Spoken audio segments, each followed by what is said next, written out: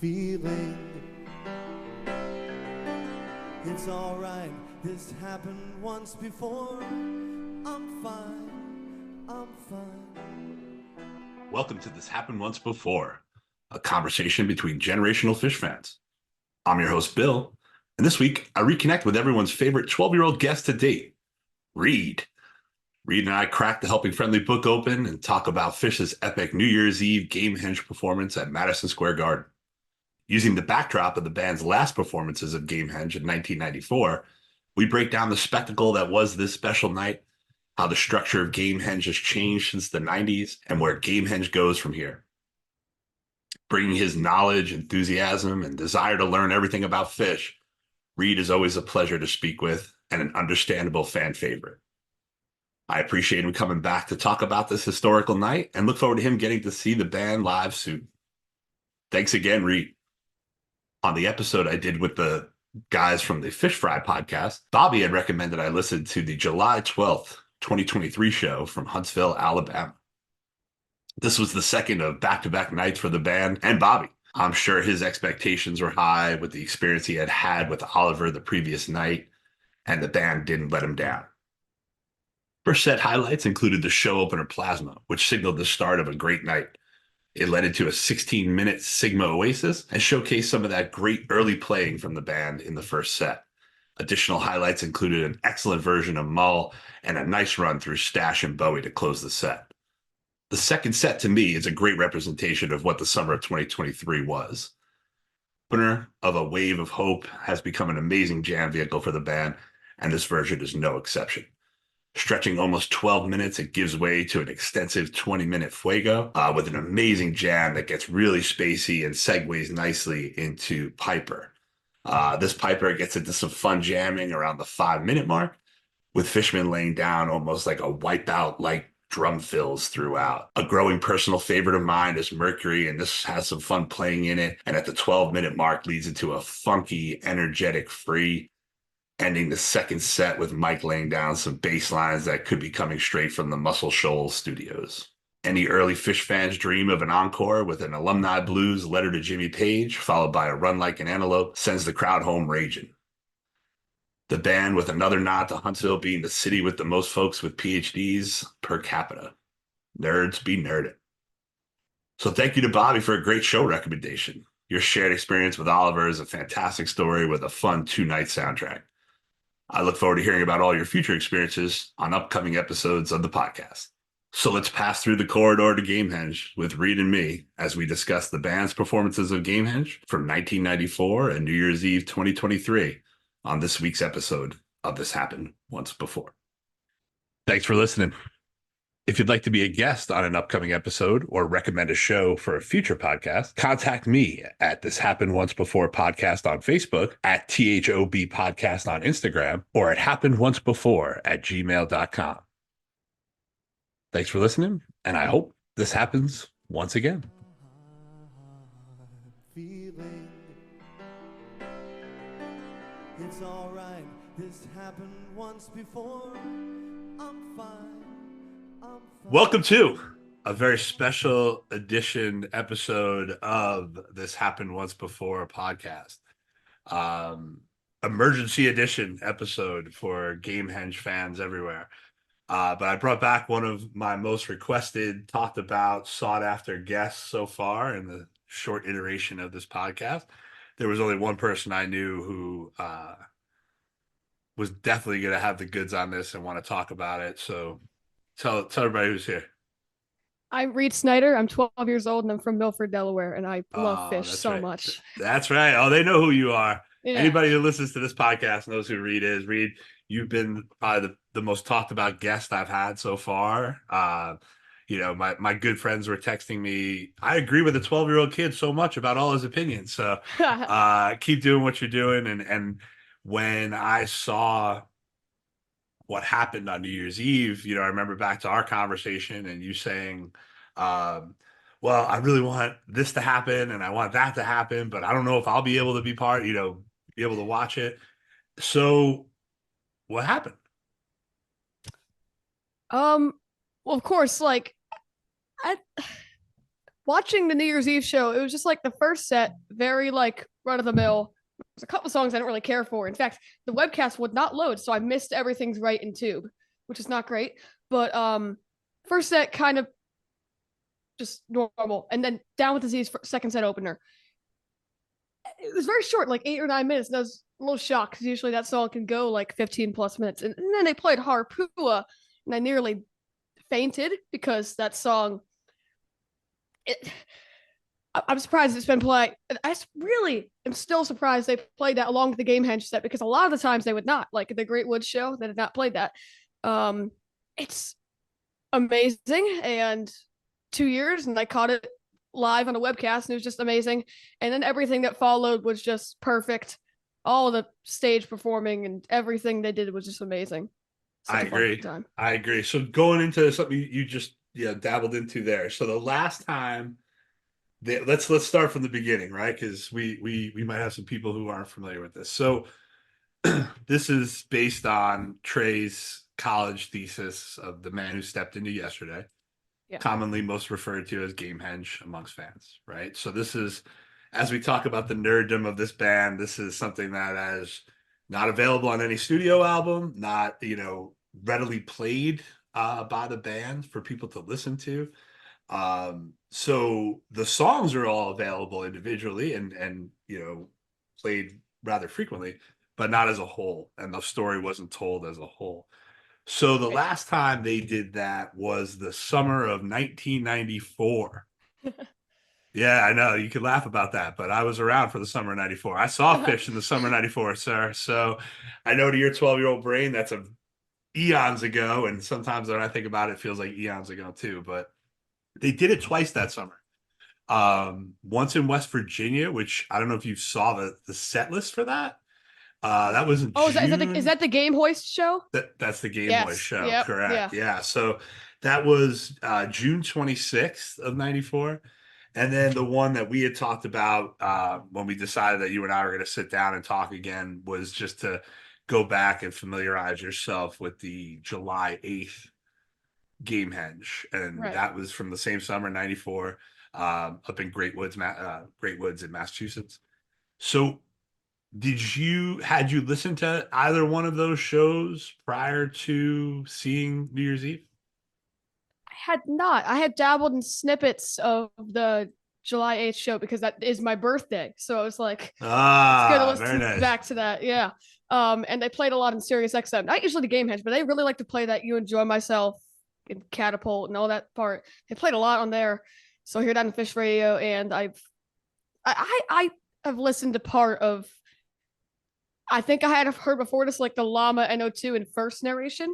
I don't think I went past that because it was like I was still getting into the band at the time, and I was very confused, and I wanted to go back to a live one because I just couldn't stop listening to that at the time. And this is the first time I really like seriously listened to the whole thing, or really just kind of like sat down, paid attention, and really enjoyed it like that. I have not listened to the Game Hoist show that much. I know that set list is pretty crazy because they really didn't play anything else besides that, and I should, but you'll get there. Yeah, I'll get there. You'll get there. There's no rush, no rush. So you heard, you listened to the Massachusetts one we talked about now, but when you said the first experience you had of Gamehenge from beginning to end was watching it New Year's Eve? It was. And so that's pretty special. Yeah, it really was. Pretty amazing. So now when we, if you look back, and if people are listening, they look back at that 94 Great Woods show, or even the West Virginia show in June, and you said something that was interesting. Each one of those have been different. They started differently. The one in West Virginia started with a Kung. The one in Great Woods starts with Llama, I think. N2O, right? Or Llama, maybe. Yeah, whatever. Yeah. They all start differently. And then the one here, New Year's Eve, starts with the Harpua. So obviously we knew right away, or you knew right away because you lived it in the moment, that something special was about to happen. Now, Harpua shows up around New Year's Eve time, in the past, but never really delivering this for sure. So they get through, and for traditional Harpuas, it was pretty quick. It wasn't like a long, drawn out version. If I recall, it wasn't even like completely finished. They left out the dog in the station part, I think, because they did like. I believe you're right. Yeah, in hindsight, I think you're right. And they did that to me at Plattsburgh too, at the Clifford Ball. They left it unfinished. And they finished that at the Great Wet, so maybe. But I wasn't there. Maybe that means at the festival they'll finish it, or the Sphere. Maybe that means they'll finish it at one of those places. I like what you're thinking. So they get into the Harpua. And what, in hindsight, we go back and look, but the order of the songs is different, right? So presented differently, New Year's Eve versus what they did in 94.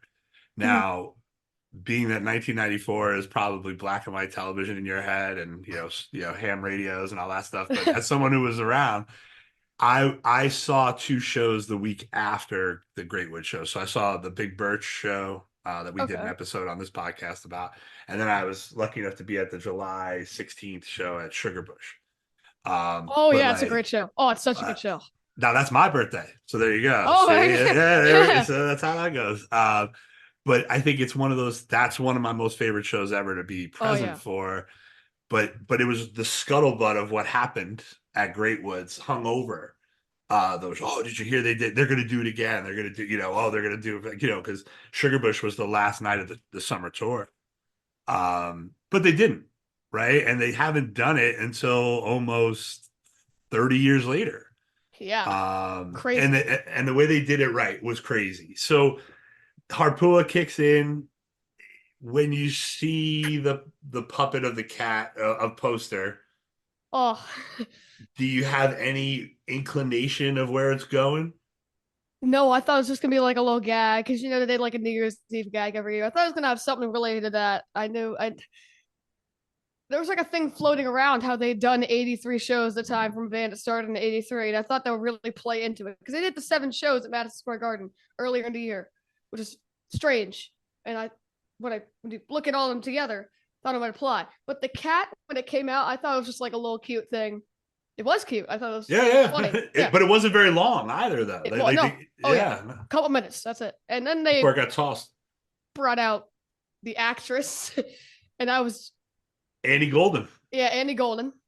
Well, apparently it's from Orange is the New Black, which is. Now I know her from that. I assume you do not. I do not. No. Yeah, I figured as much. But she played a deaf mute character on that show, so she was just acting. There was no vocal. No British accent there. No accent. None of her antics or anything Broadway, delivery that she had that added another layer to this Gamehendge story. I thought she added a lot, and I thought she did very well. I think she. What did she add to the story to you?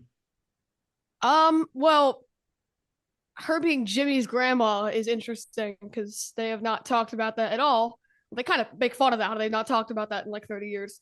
In the show, this is playing that song for longer than that actually, but I think her narration and her enthusiasm and energy adds a lot and is made me very happy. I don't know, just like brought a smile on my face. I think she did. Yeah, me too. Like a different energy. I think Trey kind of alludes to that with like the feminine energy, but like yes, I think even just her the way she projects as an actress, that's a big arena. That's not a Broadway theater. Broadway theater has like a couple hundred people. That place is 18,000. Yeah, I think so you really gotta own the room, and she did such a great job with that, I thought too. And it also, when you look back at that 94 version, it takes some of that narration off of Trey. Where that Great Woods, it's like every other track, every other song, he's like popping back in to keep the story going, right? And it kind of allows him to be more part of the show than the focus of it in a way. Let her be the focus, right? Yeah, so she's there. So she takes over the story, and at that point, and I can't imagine when she proclaimed what she was going to tell the true story about. I think, what went through your head? Well, they brought up a bunch of weird stuff. They talked about Reba and Esther and Colonel Forbin and like all those relating things. And I was wondering if that was going to be a part of the story later.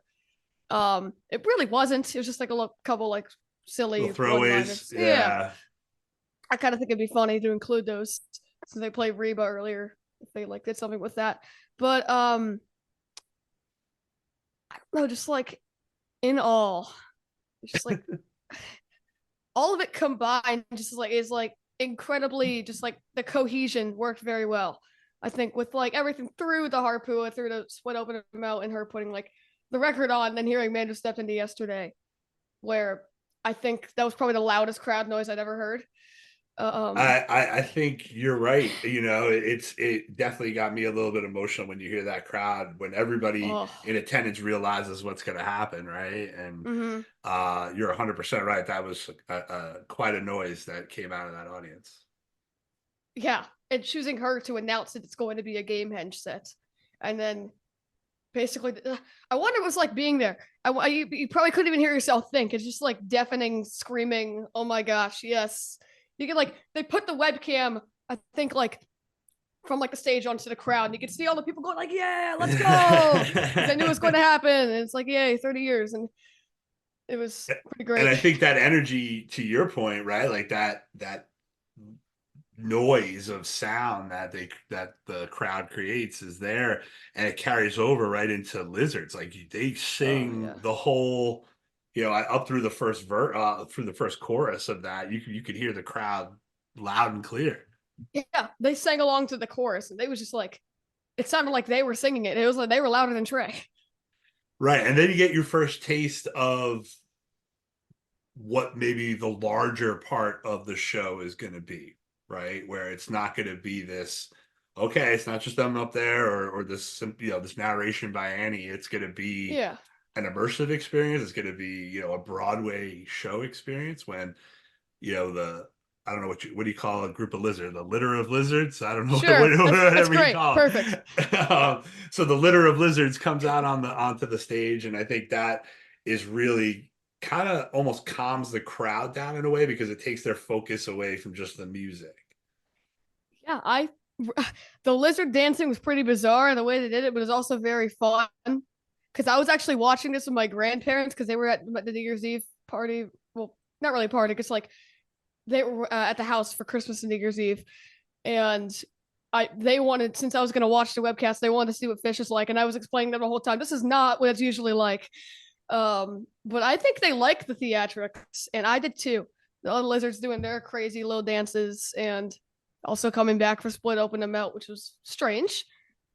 Well, they meet their demise there, right? I think that's that's what happens. So I think you're right, and I think that's where this story then can start to appeal to a larger audience, right? Because then you're saying, here's your grandparents, and they don't know a lizard from a sloth in this story, right? But exactly, yeah. Here they are. They're enjoying it because now it's becoming more than the music, right? And that's what I was thinking with the audience. You kind of almost feel them. It's very rare that you stand at like a Broadway musical, right? Like you do at concerts, you kind of you sit, but you're part of it's music the whole time. So I think people kind of take their a step back, maybe not sit, but take a step back to kind of enjoy the spectacle, because then it becomes, well, what the heck else are we going to see here, right? And I think one of the things that we don't see here, but we hear in the first time, and we hear it again later, is a chorus of voices not seen, like almost a choir somewhere in the garden or pre-recorded. I'm not sure how that happened. I would imagine it was live. I can't imagine it was pre-recorded. But there's no way. Are you familiar? I know you have such a huge, wide, vast musical experience and taste. Are you familiar with an artist by the name of Kamasi Washington? I am not, no. So he has an album called The Epic, and it's he's a saxophone player who it's a huge jazz ensemble, but like very, very avant-garde kind of stuff. But that's what it reminded me of a little bit with that chorus behind the music, and I thought that was pretty modern sounding. It kind of modernized the song a little bit, but then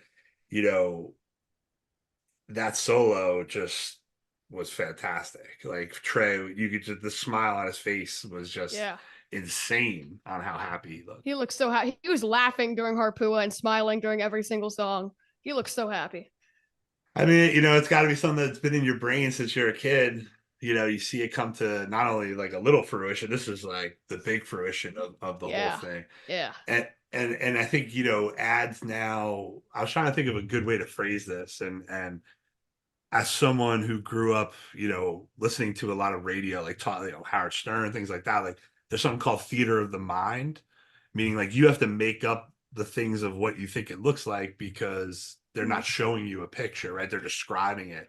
Yes. And like Gamehendge has always been one of those things, right? Like you have to make up in your head what a lizard looks like, though we know what a lizard looks like. But what does Colonel Foreman look like? What does what does an assassin sloth look like, right? So those kind of things that are now that being brought down in real time in front of people come into the next song, because I think what Punch You in the Eye to me is always like that opener, get everybody going. But like, it raged. It really did. Oh, it was amazing. It was like probably my second or third favorite jam of the entire Gamehendge. And also it was like, they kept it going loud while Andy Golden was still narrating through it, and they killed like every single part of the song. That is my number one favorite opener. And it's probably my top 10 favorite Phish songs, maybe top 5. It's just amazing. I saw it during the webcast, the free webcast of the SPAC Night 1 825, and it was so fun, such a great song. And they only played it like once this year besides the New Year's Eve show, and I wish they played a little more now. It's like Sloth or Bigger Up. Well, we'll get to those bad boys too, but they didn't play that in the '94 version. So like that's one of the first songs that didn't make it over, which is funny because it has a Wilson straight up chant. So, but maybe to streamline it, there was talk. I remember back then. I'm going to date myself again. You have no idea what I'm talking about, but so this thing used to be called CD-ROMs, right? So you know what a CD is? Yeah, of course. All right. Well, you know what a CD is. So this was like, they were going to create a Gamehendge CD-ROM, which would have been like a little computer. Yeah. So that was talk of that. So it wasn't, it obviously didn't come to fruition, but so Punch You in the Eye becomes that. And that's the kayaking across the crowd in front of the band, that was really kind cool. Of funny. And one of those, to show that the theatrics were going to keep up throughout the show as well, right? And yeah, exactly. The multi stuff. Well, then comes the right. Am I right here? That's AC/DC Bag next, I believe. Oh my gosh, that's a jam of the year contender. Well, that and it was it's the only song that they really jammed out during the whole experience. Yeah, exactly. Which I thought was probably because the multi-beast wasn't there yet, so they just had to keep going. And it looks like, because right when they got up, they stopped the jam and went into the next song. I think they should have jammed maybe one more song, like an extended Sloth or McGrupp or something like that.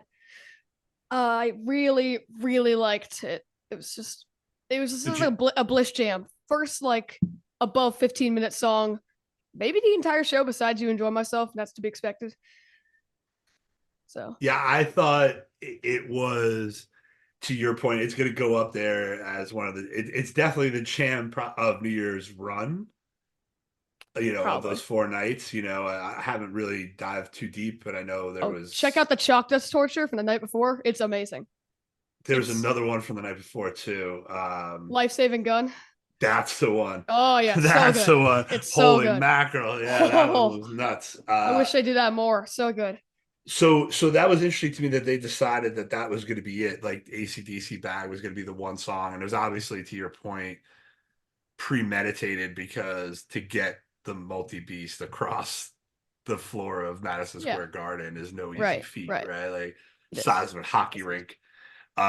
So.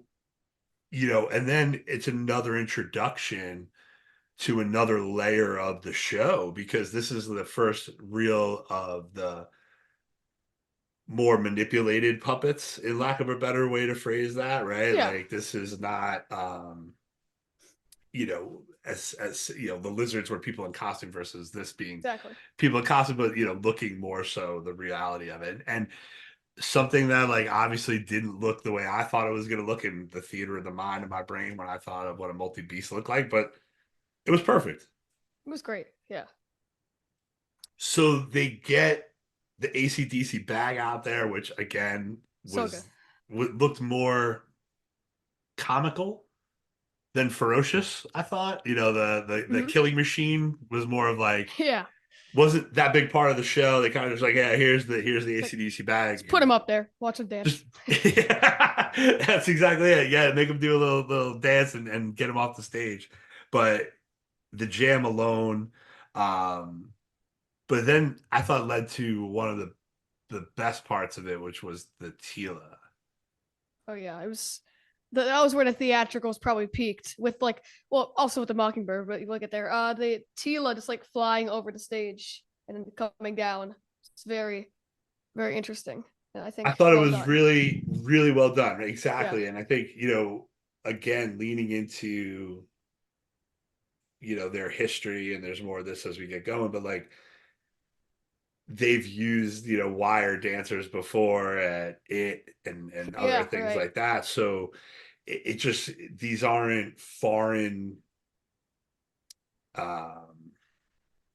ways to entertain the audience to them. The audiences, and that's the beauty of being a Phish audience, right? They can go up there and do whatever the heck they want to do, and people are allow them the time and availability to do so. But you're rewarded with things like this, right? With this woman riding this puppet through all of Madison Square Garden and then do an aerial act above the band during the solo. It really felt like this like culmination of a lot of things and a lot of years wrapped up all in one, right? And this would probably be a good time to talk about it, because we haven't really talked about it that much besides the AC/DC bag, is that they were on point. Like they played these Gamehendge songs like they've been practicing a lot. It was awesome. Yeah, that Tila was really spot on. Was. And then into what I thought was one of the coolest things of the night, in the llama. A llama. Listening to that in Costa Rica, not knowing the visual. So when I heard the bazookas, I thought it was Mike's bass. I thought Mike was doing that on bass. And I was like, oh my God, he's rocking the garden. It's all going to collapse, and then to see it in time and see it, them shooting like that t-shirt cannon. Did people is there like exclusive, like one-off Gamehendge t-shirt that somebody got out of that thing, or? I don't know. But it was really cool to hear, versus see. Like hearing it without watching it was really cool, because they just were ferocious during that llama. Yeah. So they just killed it. It's like that was the opener for the Great Woods show, and it's really interesting to see how this set list is actually very different in order compared to the other one, the 94 one. It's like it's most interesting. Most of the songs are in different places. Right? It's almost like a choose your own adventure book, where like, you have this set of events that you can kind of shuffle, but you're gonna wind up at the same conclusion, because they do wind up at that same conclusion, not necessarily split open and melt, but towards the end there, as the song wraps up, as the show wraps up. So now we get our introduction, and they've been part of the show so far. Joe Lampert, kind of, as Aaron Wolf, kind of hovering about, but now really getting to take, center stage with Phish being the backup band almost, like in that regard. Really. What'd you think of that? There were a lot of people who did not like that, and they were just like calling it a bad Wilson. I think she did great. It was a little extreme. She kind of went really loud and crazy, maybe a little too much, but I think she definitely had a lot of energy. So energetic, was like dancing, running everywhere, yelling, having a great time. Looks like she was having a great time, and crowd looked into it, and I think everyone was just happy. I liked the Wilson. I think it was good. Yeah, I thought they killed it. I thought they did a great job, and what I think a lot of people don't understand, and kind of going back to what we talked about earlier with Andy Golden, is that, these folks are taught to project in they usually work without amplification in Broadway theaters, right? So it looks a lot different on video when someone's almost, it looks overacting because you're trying to project to an audience, right? And I think I thought they did a great job. I think bringing in visual representation of characters, was the best way to take down that curtain of the theater of the mind that I was talking about before. Is now it's like, now I have a vision of what Aaron Wolf looks like, and I thought they were perfect, right? Like, now I get the rebellion even more. So great job. And then we go into,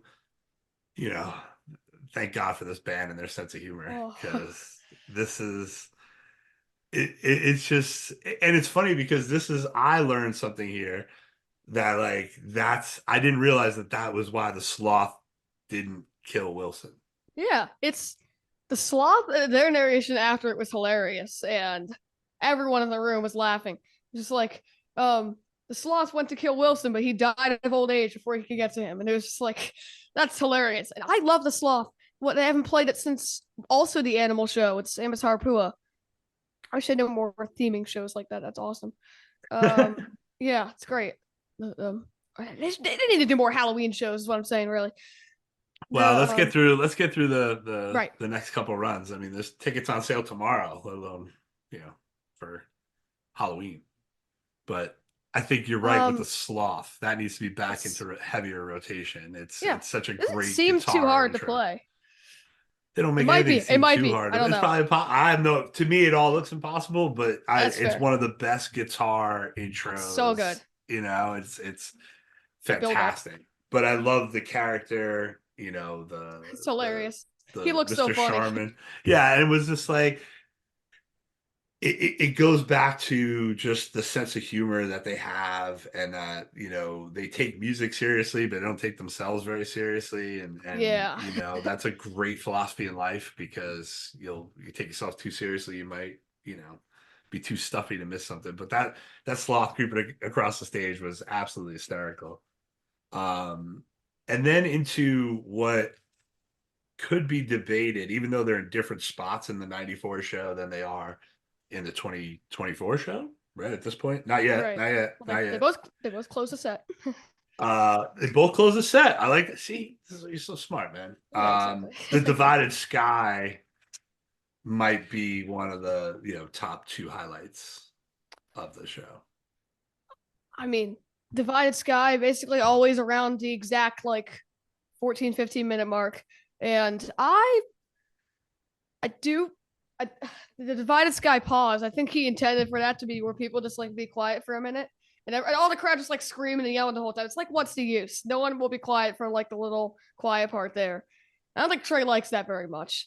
And but as the song Divided Sky, I think it's amazing. The little bridge riff is very catchy and also fun to play, because I tried to figure it out. I love the opening riff a lot. Whatever key it's in, I really like. Divided Sky, definitely one of my favorite Phish songs, and it was great here. Works very well in the Gamehendge set. Connecting to Gamehendge, it's a little different because it was on a studio album. It's like Llama. Those two weren't in the original thesis, I don't think. Good catch. I think it was. Yeah. Good catch. But I think they're both definitely needed and good. Yeah. And to your point, wrapping up that first set, I wrote down renewed energy, right? It kind of left it with okay, what the heck else is about to happen, right? And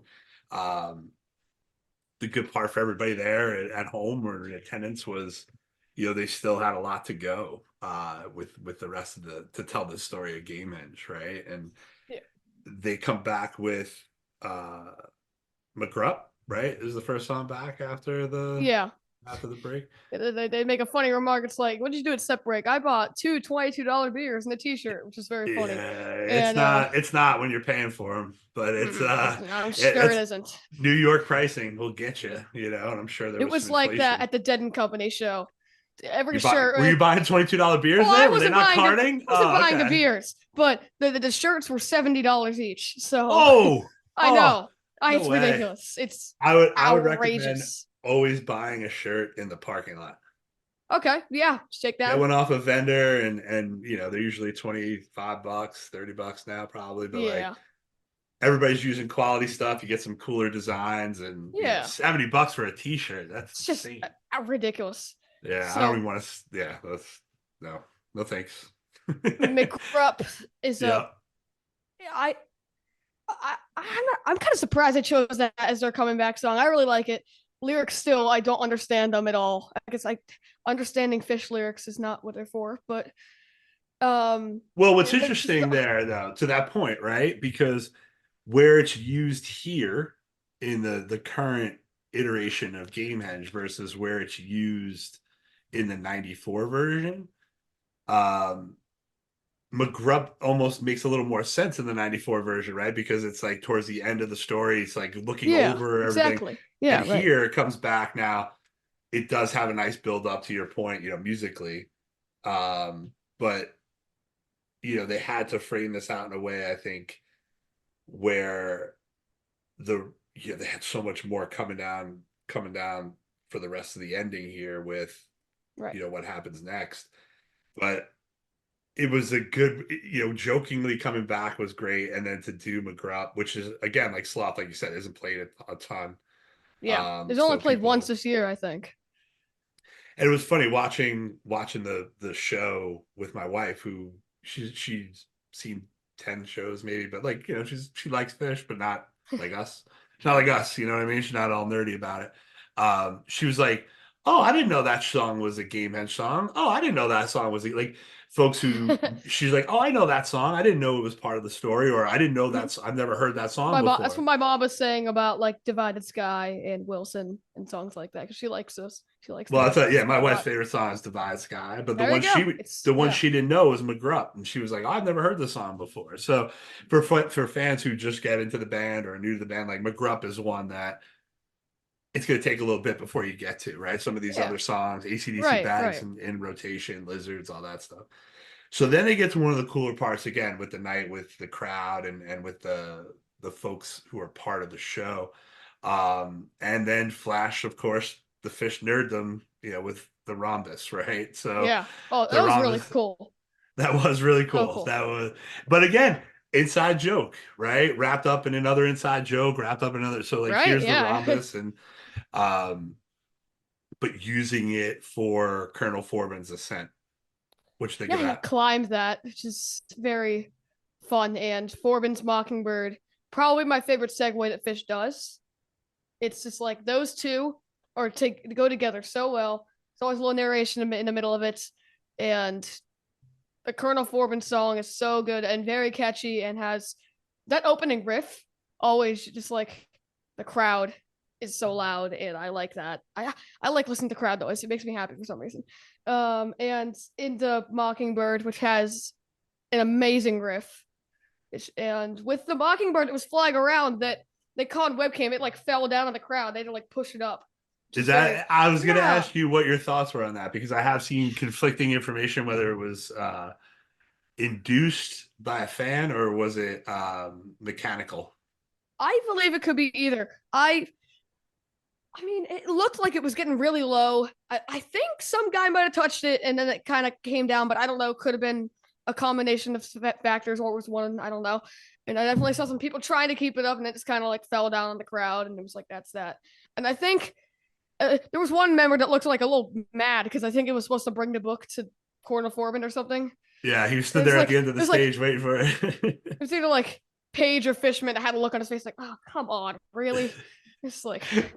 Well, and I think you tapped on something there with Forbin and Mockingbird that I've always loved, is that much like the composer is with that Trey is that like the music inside Forbin has always sounded like the falling rocks to me, Yeah, right? Like that. Oh yeah, that that's a great analogy. And then the mockingbird is always taking flight, right? Like that, like that. Just I know it's a perfect. That's what it's supposed to be, but like it's written to perfection with that. And again with the mockingbird this time, it working with those folks. I'm assuming the same folks who did the whale and the dolphin and stuff. And the last time they did that at the garden.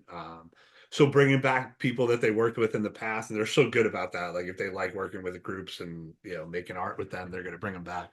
So that was very cool to see with the top hat, and I don't know what they're going to do with all this kind of stuff with that they got now.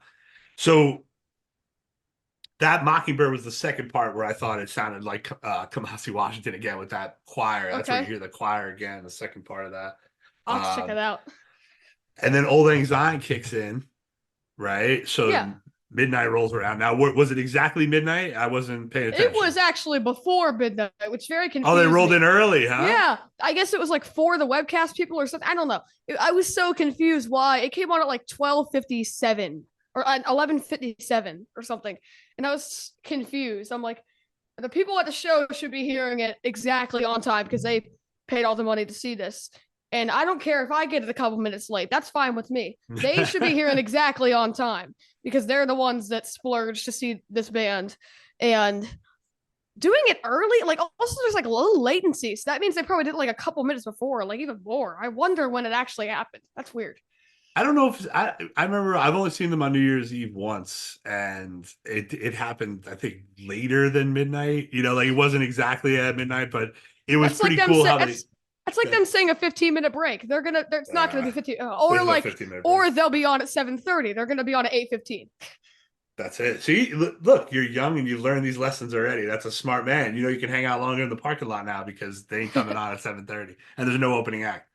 Exactly. So we get to see the Rumbus. We get to see, the Mockingbird. We get to see the Helping Friendly Book.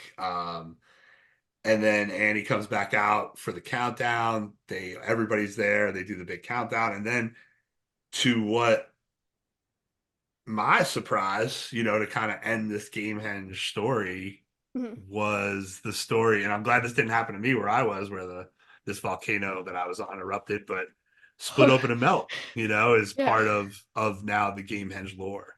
Another one that didn't appear back in 94. But it helps, tell the story, maybe wrap it up a little bit for people who are watching it separate of being a Phish fan. Listening to all the split open and melts from this year, because I went through the entire 2023 tour, and I've been meaning to do that with a couple other gears that I've heard are pretty good, like 15 and 17. I want to go through the whole Baker's Dozen. All the split open and melts from this tour are amazing. This might be the best. These are like some of the best split open and melts I've heard since like some 1.0 stuff, which is very interesting. I agree with like also the Carinis from this tour have been amazing, but this split open and melt also like something about this year. It's been last year now. Still can't get used to that. It's been very kind to split open and melt, and I'm glad they're playing that song because it's great and it's fun. And all the lizards were dancing. Yeah, I think we were a really lucky fan base this year. 2023 was really, really solid. It was, as far as the output of the band and what they're consistently doing on a night-to-night basis. You're 100% right. So the split open and melt just kind of wraps up the Gamehendge story in a way now that hasn't been done before. If you haven't had a chance, I just wanted to give this person a shout out, and because I read the article and I thought it was really good. Person by the name of Jeremy Goodwin wrote an article on Phish.net. I think I've heard of that name before. I'm pretty active on Phish.net, so I might know. There's an article on there about Gamehendge. He wrote, about kind of like the Broadway aspect of it, the musical aspect. I think I did read that. I think I did. Yeah. Yeah, it's really, really good piece. Very well done. People should read that. A little behind the scenes info and things like that. Yeah. But just shows you how long something like this has been kicking around in not only in the Phish scene, but in the Broadway musical scene. We're making these connections all this time. Yeah, so it's very interesting. I would there's like more articles by him I could check out because he wrote it very well and very detailed and thorough, and I liked it a lot. Yeah, I thought so too. Yeah. I agree. So, do you think this is become something they do regularly? Oh, absolutely not. I really wish it was, but then it would kind of like, it wouldn't be as special anymore. And I think they were trying to make this really special. And at the very least, if they are going to do it again, they wouldn't put on this crazy theatric show, because that's just too much for your standard show in, I don't know, Wisconsin or whatever. You're not going to get a full Gamehendge ridiculous theatrical set. As much as we would like that, having more Gamehenges would just be amazing, but I don't see it happening. I mean, do you think so? Do you think if they decided to now play Gamehenge every night, would that every night? Would that be something you'd be interested in? They're like, hey, we got this thing, we want to play it for the first set every night, and then second set will be whatever.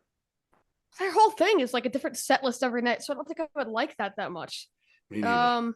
But I mean, it'd be fun because, you know, like everyone get a chance to see it. But once it wears off, it won't be as cool anymore. And I think they were trying to make sure this was really special, and I think it works very well. And if they just played it every single night, I don't think it would be as special as it was. And I agree. I probably wouldn't like it too much.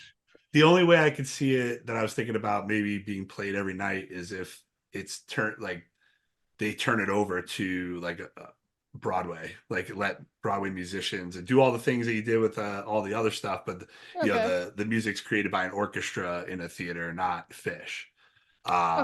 So maybe, because like my thought is they got all this stuff now. What are they going to do with that Mockingbird? What are they going to do with that multi-piece that's just going to sit in a warehouse somewhere, right? Right. But I want to thank you again for coming on. I want to thank you thank you.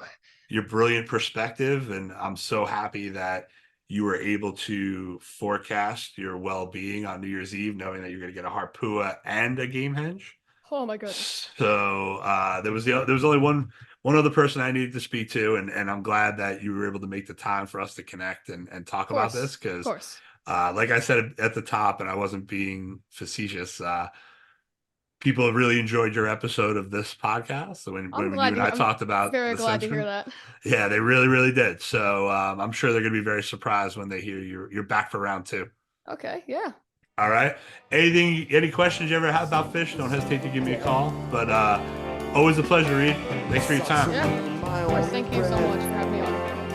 My pleasure. Yeah. I'll talk to you soon. Since I was 10. Bye, brother. I hope this happens once again. Thanks for listening. If you'd like to be a guest on an upcoming episode or recommend a show for a future podcast, contact me at This Happened Once Before podcast on Facebook, at THOB podcast on Instagram, or at happenedoncebefore@gmail.com. Thanks for listening, and I hope this happens once again.